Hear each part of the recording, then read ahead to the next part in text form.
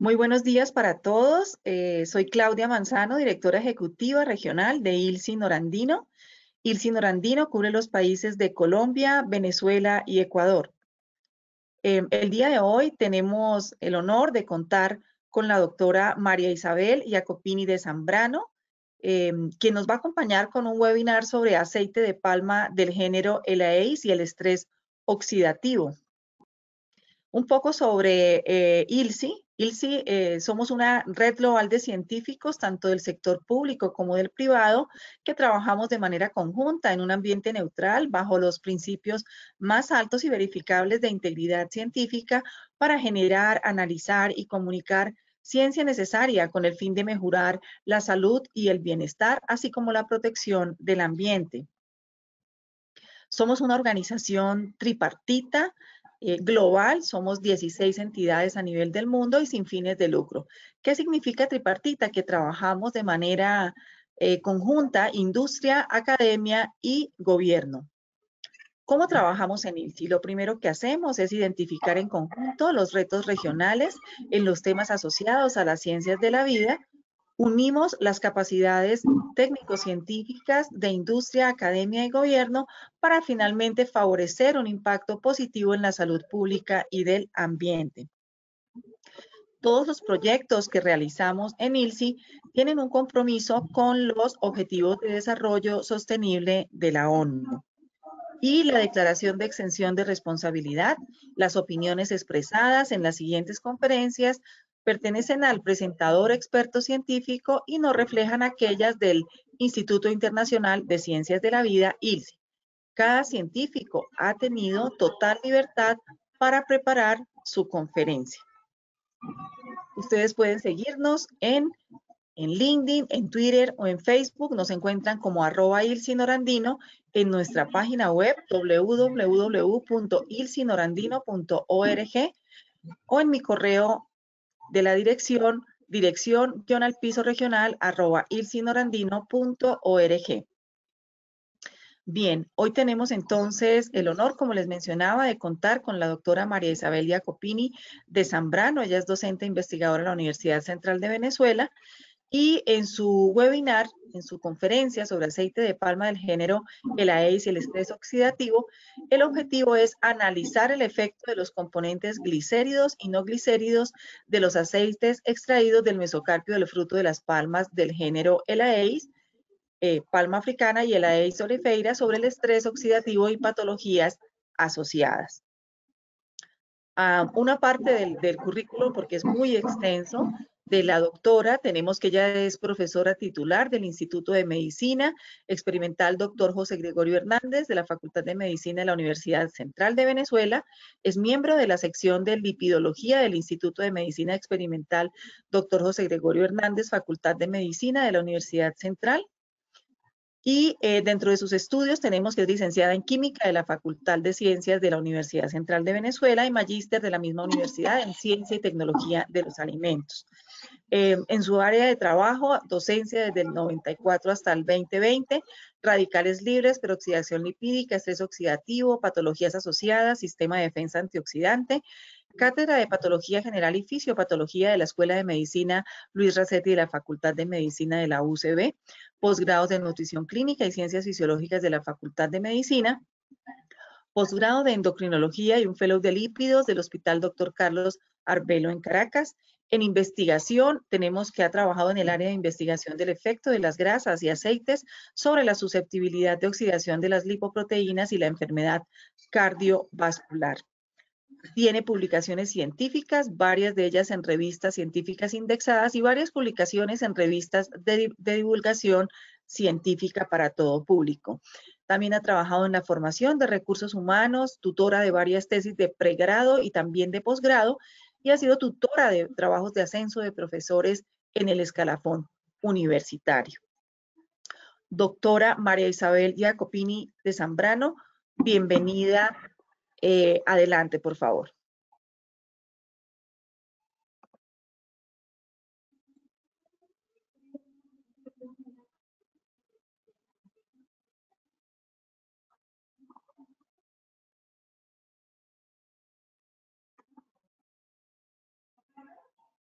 tema del aceite de palma del género ELAI y el estrés oxidativo. En las cuatro últimas décadas han proliferado muchas investigaciones que relacionan el estrés oxidativo con las enfermedades y principalmente con las enfermedades que están relacionadas con el consumo de grasas. En este sentido, hoy vamos a tratar del aceite de palma del género ELAI. Pero vamos a iniciar. Vemos que durante esta década existen numerosas evidencias científicas de que los radicales libres están implicados en el envejecimiento y estados patológicos de numerosas enfermedades. Enfermedades cardiovasculares, el cáncer, la diabetes, la obesidad, la artritis reumatoidea, la degeneración de la mácula y enfermedades neurodegenerativas, las cuales son consideradas las enfermedades del siglo XXI, como la enfermedad de Alzheimer y el Parkinson. Esto se debe a la presencia de las fuentes de radicales libres a las que estamos expuestas. Estamos expuestas a fuentes exógenas como son el humo del cigarrillo, solventes químicos, tenemos herbicidas, pesticidas, contaminantes del aire, radiaciones electromagnéticas, rayos X, UV, y tenemos fuentes endógenas propias del hecho de que somos seres aeróbicos. En esas fuentes endógenas tenemos oxidación de moléculas pequeñas, actividad de ciertas enzimas como las oxidasas, las lipoxigenasas, las deshidrogenasas y las peroxidasas, y el principal que es el sistema de transporte de electrones, en donde vemos que ese transporte de electrones se debe precisamente a que el oxígeno es un birradical, es decir, que tiene dos electrones desapareados. Como se debe al metabolismo aeróbico, vamos a tener que en el organismo, como consecuencia de ello, se están formando continuamente especies reactivas del oxígeno y del nitrógeno.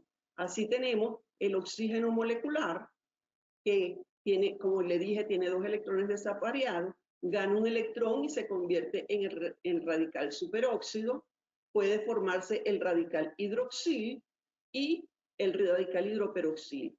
También entre las especies reactivas tenemos el peróxido de hidrógeno, que no es un radical, pero es sumamente importante en la formación del radical hidroxil. Y entre las especies más estudiadas del nitrógeno tenemos el óxido nítrico y el peroxinitrito, dos potentes radicales libres. Ahora, ¿dónde se forman estos radicales libres? Se van a formar en todos los compartimientos celulares como consecuencia del transporte de electrones, y otras actividades propias de la célula. Entonces, ¿qué sucede? El oxígeno entra a la célula.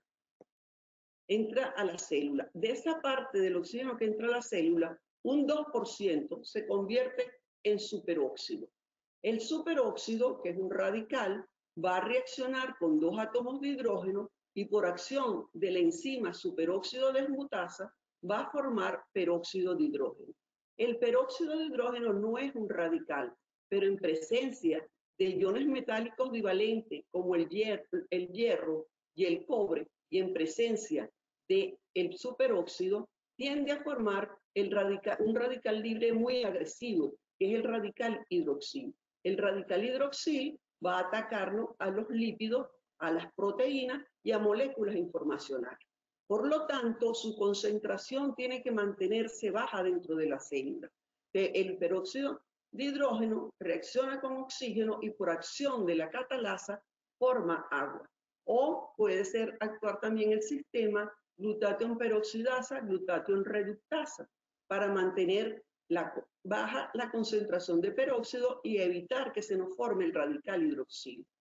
También vamos a tener que las especies de nitrógeno que están siendo ampliamente estudiadas, el óxido nítrico va a reaccionar con el superóxido formando el peroxinitrito, que también conduce en su descomposición al radical hidroxilo.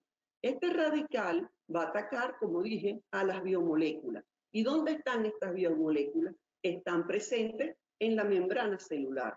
Aquí tenemos los lípidos, o sea, los ácidos grasos, formando la bicapa, o sea, fosfolípidos donde están los ácidos grasos y su composición va a depender de nuestra dieta. Y vamos a tener también proteínas, carbohidratos y otros componentes como enzimas y otras cosas que están allí presentes que también pueden ser atacadas por los radicales libres. Si una célula es atacada por los radicales libres, nosotros vamos a observar que se forman cantidades de reacciones, como es la peroxidación de lípidos, que es la que vamos a tratar por ser la que está íntimamente ligada a la dieta y a la composición de nuestras grasas.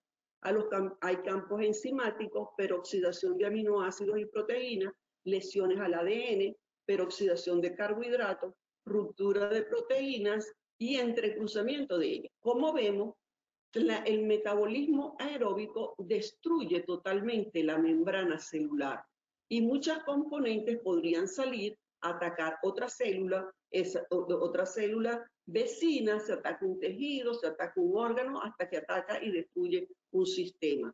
Eso sería si nosotros somos aeróbicos y se formaran constantemente radicales libres y esto no fueran controlados.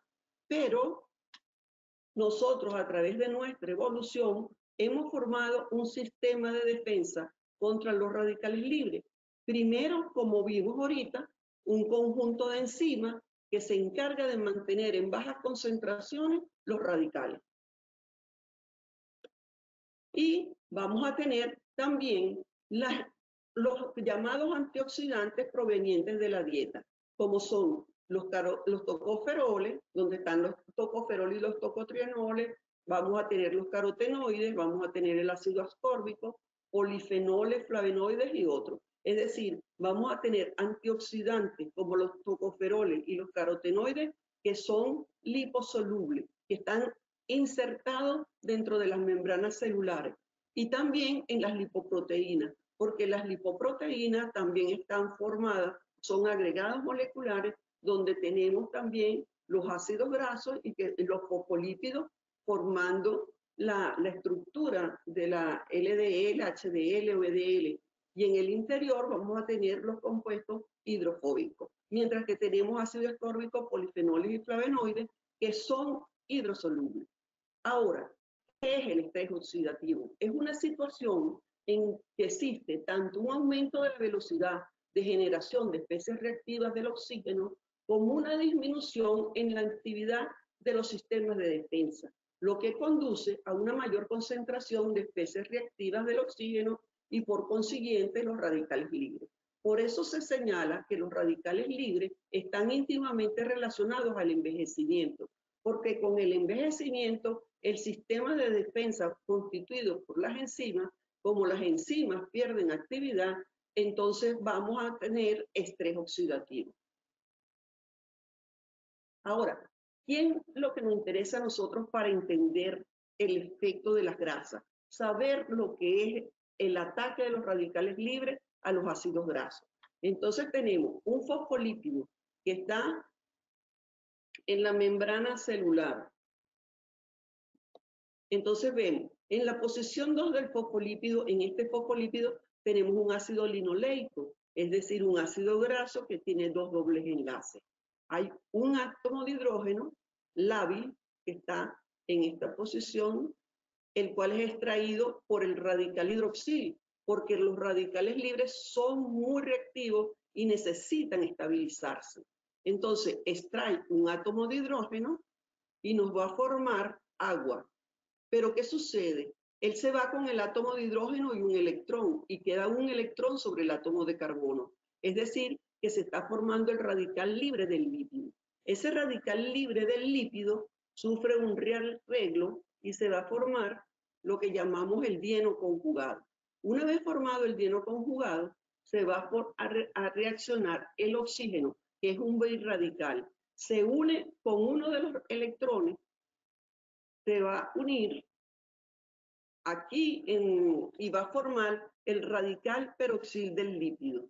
Luego tenemos que ese radical peroxil del lípido tiene que estabilizarse y va a tomar un átomo de hidrógeno de una molécula vecina. ¿Y cuál es la molécula vecina de un ácido graso? Otro ácido graso. Puede ser una proteína, puede ser un ADN.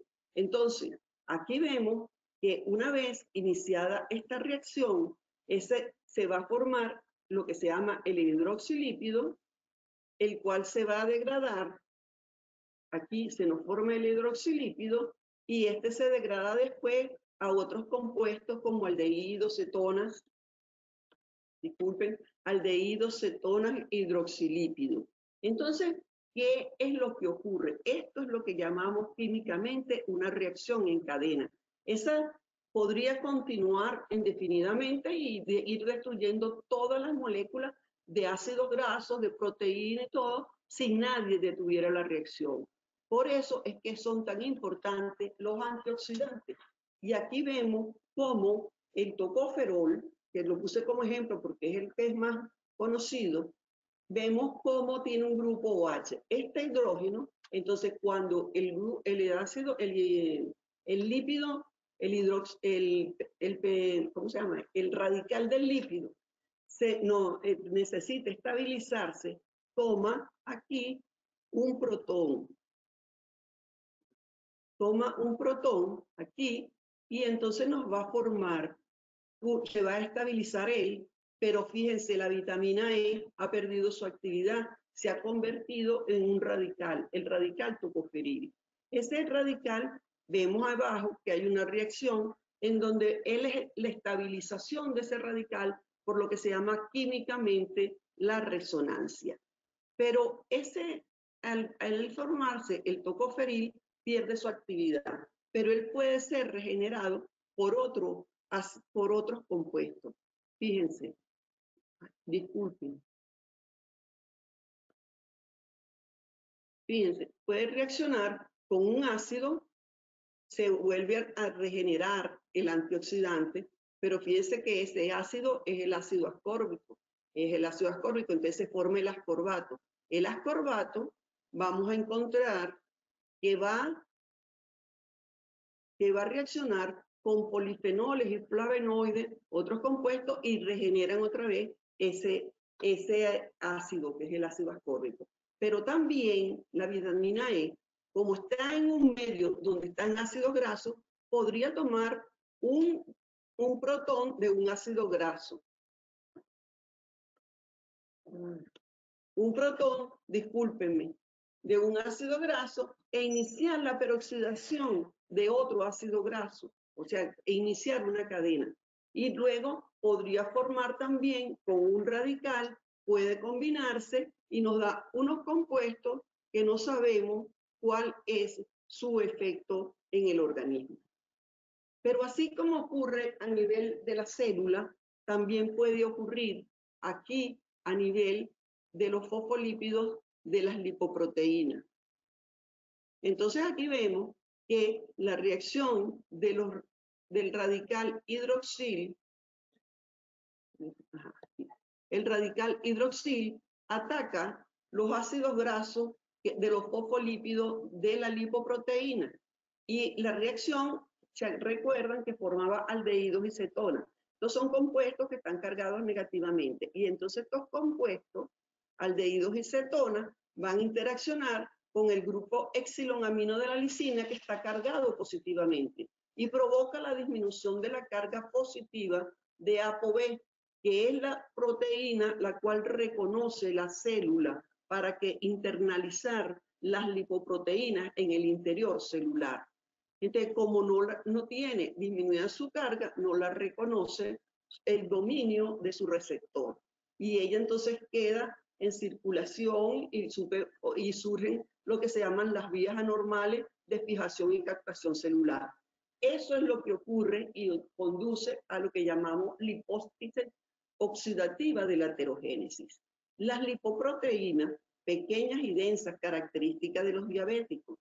Tenemos lipoproteínas de los obesos, y esto que se han visto que son lipoproteínas más pequeñas, van a penetrar el endotelio y vamos a encontrar que como aquí dentro del endotelio, al infiltrarse, tenemos que existen la formación de numerosos radicales libres, fíjense, especies de nitrógeno y las reacciones que explicamos, formación de peróxido, se forma peroxinitrito, atacan las LDL se peroxidan y entonces va a producirse el ataque o van a ser captadas por los receptores, perdónenme, por los receptores de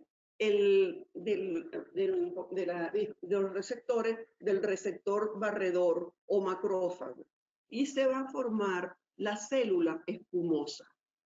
Se nos forma una célula espumosa, pero la célula espumosa no es controlada por el colesterol, lo cual nos conduce a que ella va a captar y captar lipoproteína hasta que llega un momento en que ya esa se destruye.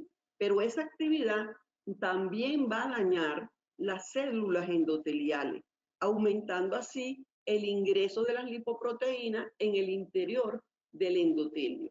Y conduce también a que entren más monocitos. Esta es la hipótesis oxidativa de la aterogénesis, es decir, inicia con la oxidación de las lipoproteínas en el endotelio. En el plasma no se van a oxidar. ¿Por qué? Porque ellas, como son lípidos, van asociadas a antioxidantes liposolubles, como son la vitamina E y los carotenoides. También vamos a encontrar que en el plasma, en los sitios por donde viaja, vamos a tener numerosos antioxidantes y además compuestos del organismo que actúan como antioxidantes, la bilirrubina, ácido úrico, albúmina, todos esos compuestos pueden tener una actividad antioxidante. Pero ¿qué relación vamos a encontrar ahora con el aceite de palma?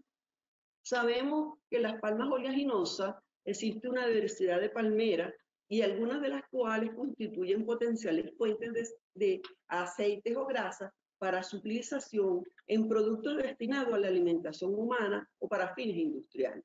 Sin embargo, esta explicación se aplica a todas las grasas. Lo único que escogí el aceite de palma por ser el aceite de mayor consumo a nivel mundial, donde Colombia es el primer productor de aceite de palma de América Latina y el tercero productor de aceite de palma a nivel mundial. Entonces vamos a tratar sobre el género Elaeis. El aceite de palma para la alimentación se va a extraer del mesocarpio de dos especies del género Elaeis. Tenemos el Elaeis guinense, que es originaria de las costas de Guinea en África Occidental y por eso se llama aceite de palma africana. Y tenemos la otra especie que es la Elaeis olífera, que es originaria del continente americano y se encuentra presente en el centro y Suramérica, principalmente Colombia, Ecuador, Panamá y Costa Rica. Sin embargo, esta especie no es explotada como la Elaeis guinense. ¿Por qué? Porque es de menor tamaño, tiene racimos de menor tamaño y no tiene menor rendimiento. Pero ¿qué ventaja tiene la Elaeis olífera? La Elaeis olífera tiene la ventaja que ella genéticamente es resistente a la enfermedad que azota a las plantaciones de palma, que es la pudrición del cogollo.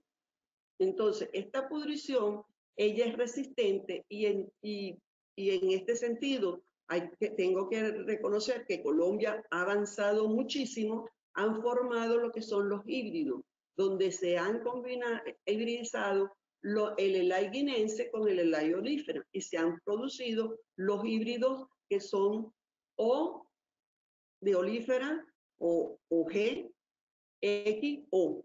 En este punto yo no lo voy a tratar. ¿Por qué? Porque es bastante extenso y además vemos que vamos a tener muchísima información, pero búsquenla que Colombia está muy avanzada en este aspecto.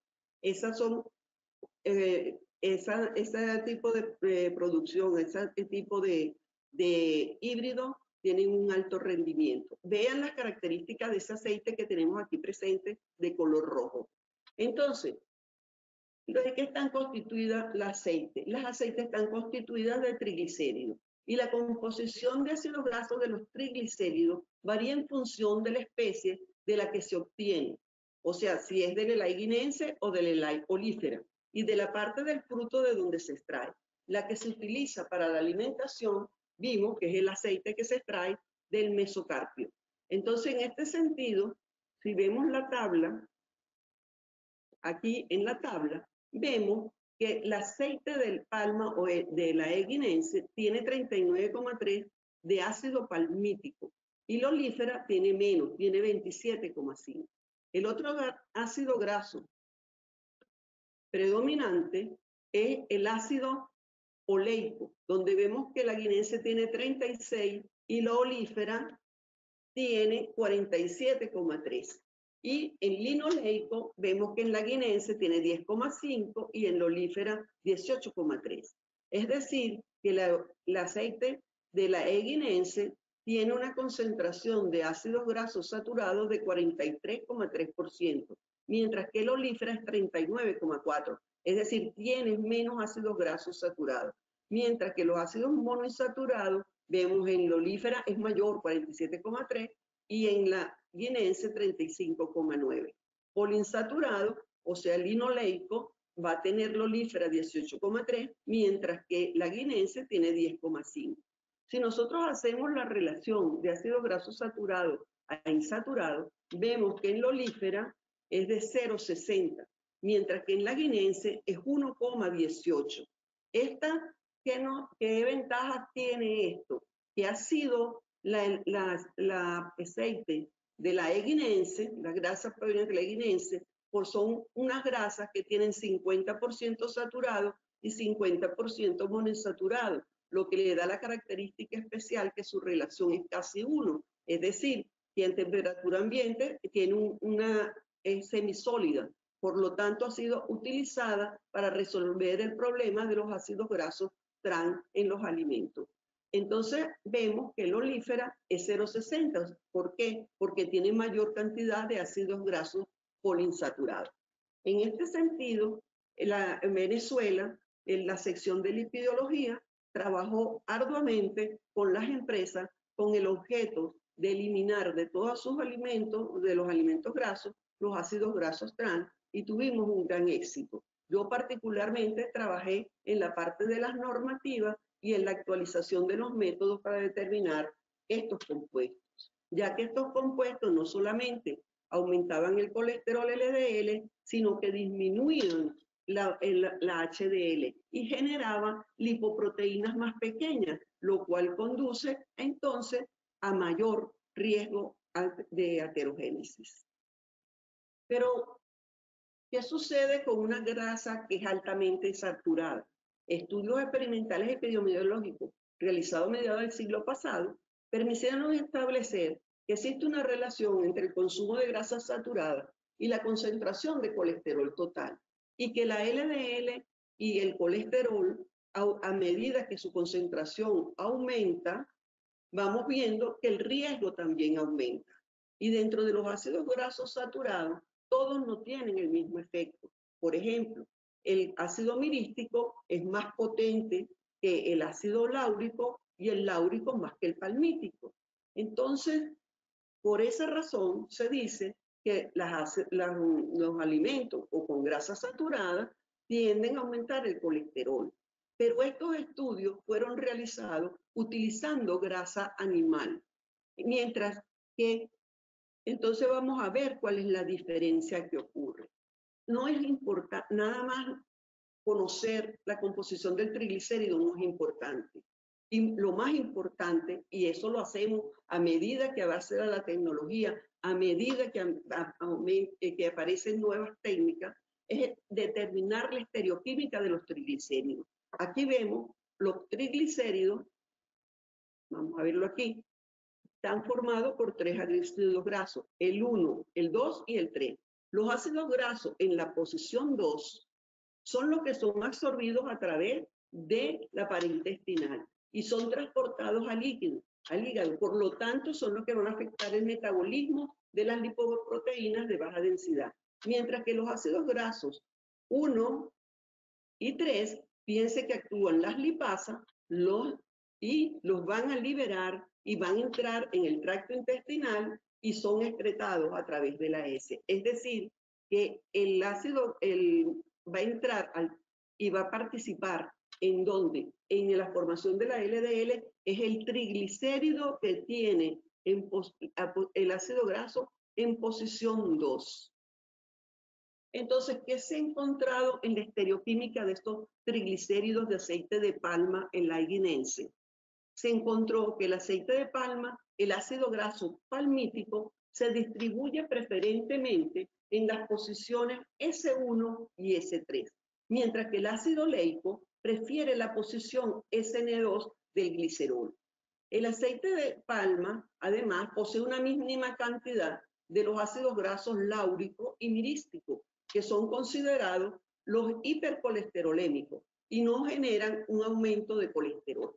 Este hecho es lo que explica muchos trabajos en donde, esperando que un consumo alto de aceite de palma tuviera valores muy altos de LDL. Y entonces encontramos que no existe todavía un consenso dentro de todos los trabajos de investigación en donde esto esté completamente claro. Por lo tanto, es importante realizar trabajos de investigación donde se explore la estereoquímica de los triglicéridos y de los triglicéridos, algo muy importante, de los triglicéridos que están en las lipoproteínas, porque no sabemos cómo es esa configuración estereoquímica de ellos. Si vemos el cuadro abajo, vemos que en estos, discúlpenme, que estos son los triglicéridos de la oleína. Fíjense, es palmítico, un 10%. Quiere decir que algo de palmítico tiene que entrar a través del tracto intestinal. Tenemos después otro, oleico, que es un 7%. Después tenemos en la posición 1 palmítico, en la 3 y la 2 oleico. Luego tenemos un 25% donde tenemos palmítico, oleico, palmítico, donde el palmítico está en la posición 1 y 3, y luego palmítico, linoleico, palmítico, y luego palmítico, linoleico, oleico.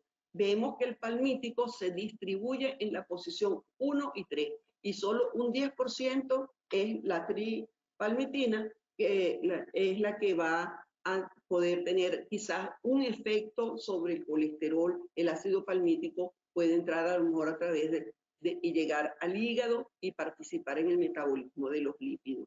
Por eso vemos que no tenemos consistencia a veces en los trabajos de investigación, que esperamos un resultado y obtenemos otro.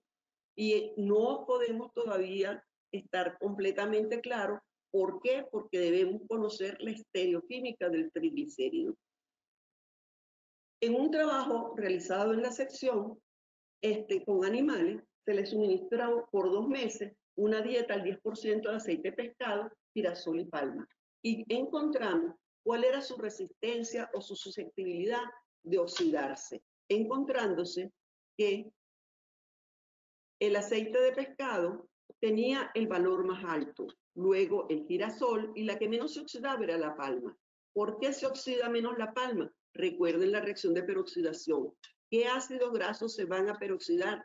Ácidos grasos que tengan 2 o más dobles enlaces son los que son atacados por los radicales libres. Y la palma tiene un ácido graso monoinsaturado con un solo doble enlace. Entonces los ácidos grasos monoinsaturados son muy difíciles de peroxidar.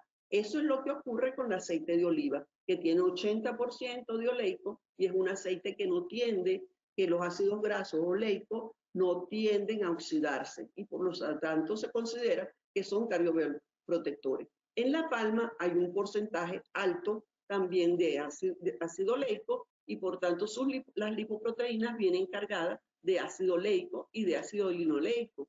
El ácido linoleico se oxida, pero el ácido oleico no. En el girasol tenemos linoleico, vemos que aumenta la susceptibilidad de oxidación, porque tiende a ocurrir la reacción que vimos. Y el aceite de pescado, donde tenemos el EPA y el DHA, o sea, el eicosapentanoico con 5 dobles enlaces y el docosahexaenoico con 6 dobles enlaces, vamos a comprobar que son los que más se oxidan. Y esos son los ácidos grasos que tenemos a nivel de las neuronas. Por eso hay una relación tan grande entre los radicales libres y las enfermedades neurodegenerativas, debido a que en el cerebro también tenemos muy baja la concentración de las enzimas. Entonces, tenemos también lo que se llaman los componentes minoritarios presentes en el aceite de palma africana cruda. Esto, en la palma africana cruda, vamos a tener tocoferoles en un 30% y tocotrienoles en un 70%. Tenemos carotenoides alfa, beta y el licopeno. Los carotenoides son fuentes, son los que van a generar la vitamina A. Por eso hay países en donde se utiliza el aceite de palma cruda para contrarrestar las deficiencias de vitamina A. Y vamos a tener un antioxidante muy importante, que es el licopeno, el cual tiene una característica química, que es una cadena abierta, lo cual le permite insertarse en la membrana y actuar fuera de la membrana y dentro de la membrana, y del lado dentro de la célula y fuera de la célula, lo cual le da una gran capacidad antioxidante. También tenemos los fitosteroles, donde tenemos entre 300 y 620, y tenemos campesterol, simesterol, citosterol y los polifenoles que son hidrosolubles. Flavonoides también tenemos. Aquí vemos las concentraciones para la palma africana pura, pero para el AIS olífera, o sea, la americana, encontramos que las concentraciones de vitamina E, carotenoides, fitosteroles son mayores, lo cual le da características también mejores que el aceite de palma africana. Y por lo tanto, los híbridos que se forman tienen mayor concentración de estos micronutrientes o componentes minoritarios, que se llaman así porque están en menor concentración que los triglicéridos. Entonces vemos que los tocotrienoles, la fuente principal es el aceite de palma, y se ha visto que tiene una acción antioxidante y otra regulatoria, porque se encuentra que regula la síntesis del colesterol y por lo tanto disminuye, hay trabajos donde hablan que se disminuye el colesterol por la presencia de los tocotrienoles. Y también se ha visto en las enfermedades de Alzheimer y otras enfermedades neurodegenerativas que son ahorita estudiadas porque se ha desarrollado la técnica del isoprostano que nos permite determinar el grado de oxidación sistémico y donde ese producto proviene de la oxidación de los ácidos grasos poliinsaturados, el docosa, el eicosapentanoico, el docosapentanoico y otros ácidos grasos poliinsaturados, que vamos a encontrar que hay un aumento, cuando hay estas enfermedades, hay un aumento de la peroxidación lipídica, lo cual lo asocia a los radicales libres. Entonces, tenemos los fitosteroles también, a los cuales se les atribuyen propiedades antiinflamatorias, antitumorales, bactericidas y fungicidas. Sin embargo, el efecto mejor caracterizado y científicamente demostrado es su efecto hipocolesterolémico, tanto a nivel de colesterol total como colesterol de baja densidad, porque los fitosteroles bloquean la absorción del colesterol en el intestino y desafortunadamente los niveles que tienen son muy bajos y no pueden hacer, no se observa ese tipo de acción. Pero existen muchos alimentos a los cuales se les ha añadido fitosteroles, se les ha agregado fitosteroles, han sido enriquecidos con esto, debido a que ellos compiten con el colesterol e ingresan a través de la micela y participan en la formación de los compuestos lipídicos. Pero también hay que observar, porque no sabemos, ese es como el colesterol de las plantas, y que ellos han desarrollado todos estos componentes que hemos llamado, que hemos hablado, estos componentes, los fitosteroles, los carotenos, los licopenos, ¿dónde están presentes? En el fruto de la palma y en los frutos específicos, porque ese es su sistema de defensa contra los radicales libres. ¿Y quiénes generan la reacción de peroxidación en los vegetales? La radiación solar. Entonces, ellos tienen su sistema de defensa, nosotros ingerimos estos antioxidantes a través de la dieta y nos protegemos igual que ellos lo hacen de las radiaciones solares. También tenemos los polifenoles, que sabemos que están presentes en el vino, en el té, que son hidrosolubles y que son antioxidantes de alto alcance. Es decir, esos son los que se encuentran en la parte hidrosoluble y van a actuar cuando van protegiendo las lipoproteínas y los lípidos cuando van viajando a través del organismo. Disminuyen, por lo tanto, evitan que se oxide la LDL y por lo tanto disminuye la concentración de L oxidada en plasma. En el plasma no hay oxidación de la lipoproteína. La lipoproteína se oxida dentro de la pared endotelial. Y se señala que también aumentan la concentración del HDL. ¿Por qué el vino tiene tantos polifenoles? ¿Por qué? Porque se encuentran en la piel de la uva. En el caso de la palma también se va a encontrar en la parte externa. Y estos polifenoles se pierden en la molienda y en el lavado de las frutas antes del proceso de la extracción. Entonces se pierden muchos polifenoles y muchos flavonoides que son hidrosolubles. Tenemos que estos compuestos se van a perder en el procesamiento industrial de los aceites, porque a medida que se blanquea y se hace todo el proceso de obtención del aceite, todos estos antioxidantes se van perdiendo y al final lo que tenemos es un aceite rico en triglicéridos donde se han perdido todos estos antioxidantes, siendo necesario hacer una revisión al respecto, viendo todas las bondades que tienen los antioxidantes ante el estrés oxidativo. Entonces, ¿qué vale la reflexión de todo esto? Que la mayoría de las investigaciones indican que hay beneficios generales para la salud derivados de los alimentos ricos en antioxidantes y consumidos en la dieta. Pero estos resultados de los ensayos clínicos con suplementación con antioxidantes no permiten establecer dosis recomendadas. ¿Por qué? Porque si nosotros vemos lo que expliqué, todo lo de que es la peroxidación, vemos lo que son las membranas, vemos lo que son las lipoproteínas, vemos todo lo que hay un sinergismo entre todos los antioxidantes. Uno se oxida y otro lo regenera. Y saber cuánto de cada uno tiene. Entonces, para saber, dice en este sentido, la Fundación Bengoa, en alianza con ILSI Norandino Internacional, actualizar los valores de referencia de los nutrientes, de la energía y de estos componentes o micronutrientes, como lo llamamos, y así se integró un grupo de trabajo que logró esta publicación, la cual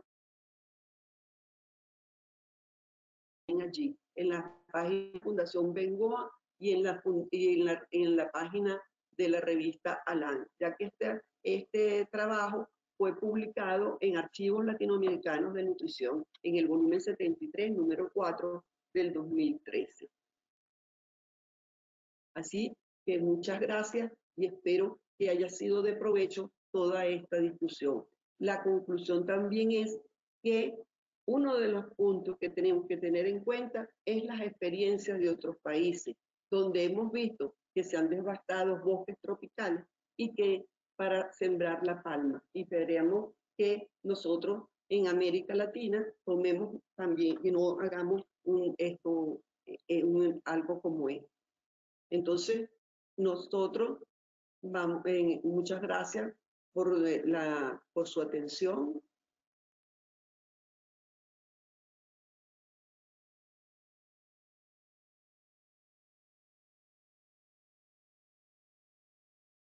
Muchas gracias, doctora María Isabel.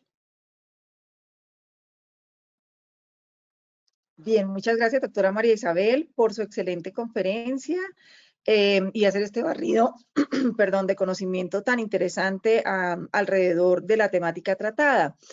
Han llegado dos preguntas muy interesantes. La primera es, si usted conoce o como experta puede compartir a las personas que están conectadas, doctora María Isabel, centros de investigación, universidades que estén dedicadas en este momento precisamente a dar continuidad a la investigación que usted nos ha compartido en este webinar.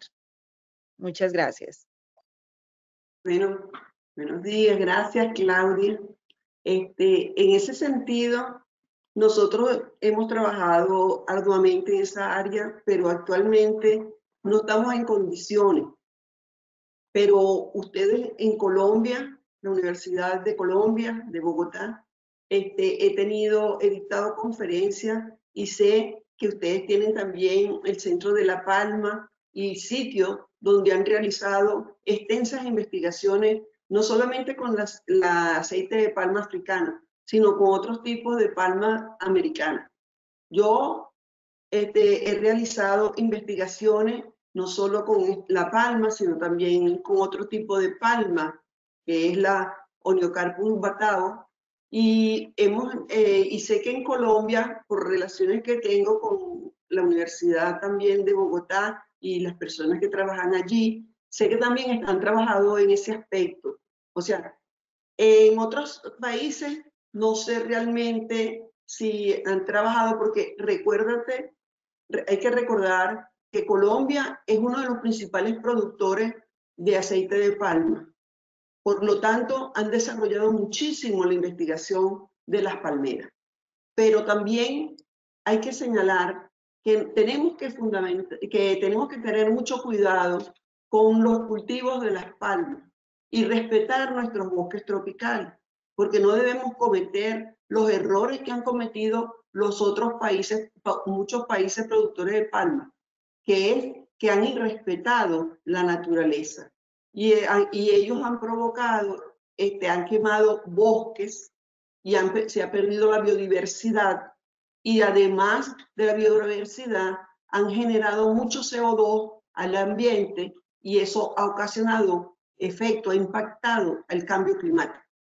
Entonces, nosotros como americanos, Ecuador, Colombia, Brasil, Perú, Venezuela, tienen que estar atentos y tienen que tener una forma del cultivo de la palma en donde se garantice el bienestar también ambiental. Porque ahorita estamos ya viendo efectos de ese cambio climático y sabemos que todo esto, todos estos beneficios que se plantean con la parte de las oleaginosas, ha conducido no solo de la palma, sino de otras gramíneas también, de donde se extraen los aceites, se han expandido esos cultivos y se han expandido y han eliminado muchos bosques. Por lo tanto, tenemos que tener una política al respecto, que se respete el medio ambiente, porque el medio ambiente no es solamente de nosotros. Nosotros tenemos que pensar en las futuras generaciones. Y si nosotros dañamos el ambiente, podemos estar también acabando con nosotros mismos. O sea, el ser humano puede también extinguirse. No solamente las otras especies se extinguen, nosotros nos extinguiremos también. Entonces hay que tener mucho respeto por el medio ambiente y desarrollar proyectos que no impacten en el medio ambiente. Excelente, muchísimas gracias, doctora María Isabel. La siguiente pregunta creo que la ha respondido de alguna manera, pero dice, usted como experta en el tema de grasas, ¿qué recomendaciones daría o a qué foco sugeriría que debiese seguir la investigación en grasas? Repíteme un momento. En el tema de la investigación en grasas a futuro, usted como experta en este tema, ¿qué sugeriría que se profundice en investigación? Bueno, fíjate que analizando todas las investigaciones, nos vemos que a medida que avanza la tecnología, avanzan las técnicas químicas, se ha encontrado las especies, vemos que ya no es triglicérido, sino que es estereoquímica del triglicérido, lo cual tumba muchos resultados anteriores. Asimismo, muchos resultados se tienen que eliminar, se van a eliminar, porque ahorita el colesterol no es un buen marcador. El mejor marcador es el número de partículas y tamaño de las partículas que circulan. Es decir, no, todas las LDL no tienen un mismo tamaño. Dependiendo, por ejemplo, como yo señalé allí, los diabéticos, los que tienen enfermedad cardiovascular, ¿qué se ha visto? Que existen poblaciones que tienen patrón A y patrón B. El patrón A se caracteriza por lipoproteínas grandes, las cuales no pueden infiltrarse en la íntima, mientras que hay individuos que tienen lipoproteínas pequeñas y se infiltran fácilmente. ¿Qué pasa con esto? Que si tú tienes una población grande de partículas pequeñas, vas a tener mayor riesgo que una persona que tiene el mismo número de partículas, que tiene menos partículas, pero grande. ¿Por qué? Porque eso se llama el balance del colesterol. Dos personas, que fue lo que hizo que se desarrollara el estrés oxidativo. El hecho que veían personas con mismo valor de colesterol y una la padecía y la otra no. ¿Por qué razón? Porque el colesterol te mide, hay muchas partículas de colesterol en una molécula de LDL o de HDL o la que considere.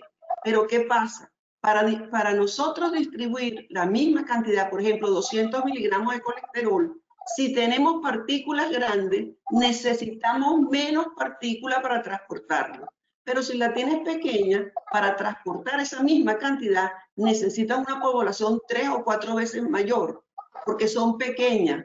Y entonces tienes un flujo enorme de partículas con una gran probabilidad de infiltrarse y provocar el inicio de la placa aterosclerótica. Y ese patrón, ¿de quién es característico? Las personas que tienen triglicéridos altos y HDL bajo. O sea que esa relación triglicérido-HDL nos indica también el tamaño de las lipoproteínas. Y el otro, ¿por qué? ¿Eso de quién es?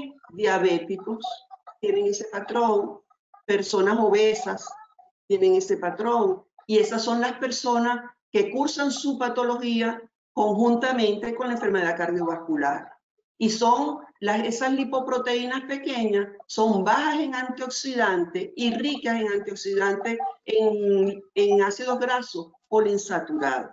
Entonces, en ese sentido, vemos que los marcadores van avanzando y van cambiando. Ahora es importante trabajar en el tamaño de la lipoproteína y en la población que hay. O sea que el factor de riesgo es últimamente número de partículas.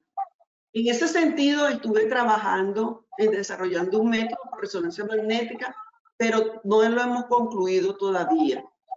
Pero ese es el futuro. Y si vemos eso, entonces el colesterol no es una buena medida. La buena medida es determinar ApoB y ApoA para el HDL, porque por cada partícula de LDL hay una ApoB.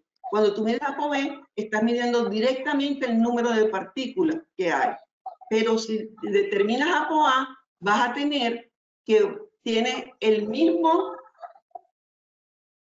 la cantidad de partículas de HDL. ¿Y qué se ha visto? Que las HDL también tienen diferentes tamaños y todas no son protectoras. Hay unas que no tienen ningún efecto. O sea que el metabolismo de los lípidos, a medida que avanza la ciencia, avanza la tecnología, iremos descubriendo nuevas cosas y nuevos marcadores más efectivos, como ocurre en la enfermedad del siglo XXI, que se encontró la determinación de isoprostano, que es el marcador de la oxidación del araquidónico, eicosa y docosahexanoico. ¿Por qué? Porque en el cerebro tenemos mucho oxígeno, pocas enzimas y vemos que hay una carga de ácidos grasos poliinsaturados. Entonces, al medir esa cantidad de isoprostano, estamos midiendo la oxidación a nivel cerebral. Y de ahí es que se deduce que está relacionado el estrés oxidativo con las enfermedades del siglo XXI. Excelente, doctora María Isabel, gracias por compartirnos todo su conocimiento, por la generosidad. Ha sido muy, muy interesante poder tener este espacio con usted. La presencia de Venezuela desde la óptica académica y científica es fundamental para ILSI Norandino y agradecemos muchísimo a la doctora Arancha, directora ejecutiva del capítulo Venezuela, quien gracias a ella también pues logramos contar con usted en este webinar. Muchas gracias a todas las personas que nos acompañaron y que se quedaron estuvieron hasta el final, hasta esta discusión acerca de preguntas que nos muestra definitivamente una parte de las conclusiones, pero también de todo lo que hay, lo que está por venir en el ámbito de la investigación científica. Porque definitivamente la ciencia es absolutamente dinámica, ¿no? Como lo menciona la doctora, no es estática, entonces cada día vamos encontrando nuevos marcadores y, bueno, todo en pro o a favor de buscar la mejor oportunidad de aportarle a la salud y al bienestar del ser humano y del medio ambiente. Muchas gracias a todos. Mil gracias, doctora María Isabel. Le digo a todos los investigadores, nosotros somos el apoyo de la humanidad en ese sentido, cambio de las dietas, de todos los cambios que ocurren, porque nosotros somos los guías, porque nosotros debemos ser el apoyo de las empresas, somos el apoyo de las organizaciones dedicadas al estudio de la alimentación y la salud, y esa es nuestra labor, prestar ese apoyo, nuestros conocimientos, nuestro desarrollo, para evitar que ocurran problemas como lo que ocurrió con los ácidos grasos trans. Así que, bueno, un placer haber compartido con ustedes. Estoy a la orden. Muchas gracias. Cualquier cosa que quieran preguntar, pueden comunicarse conmigo. Claro que sí, doctora María Isabel, y seguro que podemos contar con usted en una siguiente oportunidad donde ya pueda compartirnos avances de la investigación que está realizando con resonancia magnética, como nos acaba de mencionar. Muy buen día para todos. Muchas gracias de nuevo. Que estén muy bien. Hasta luego para todos. Hasta luego y feliz día. Que tengan poco estrés oxidativo. Gracias, doctora María Isabel.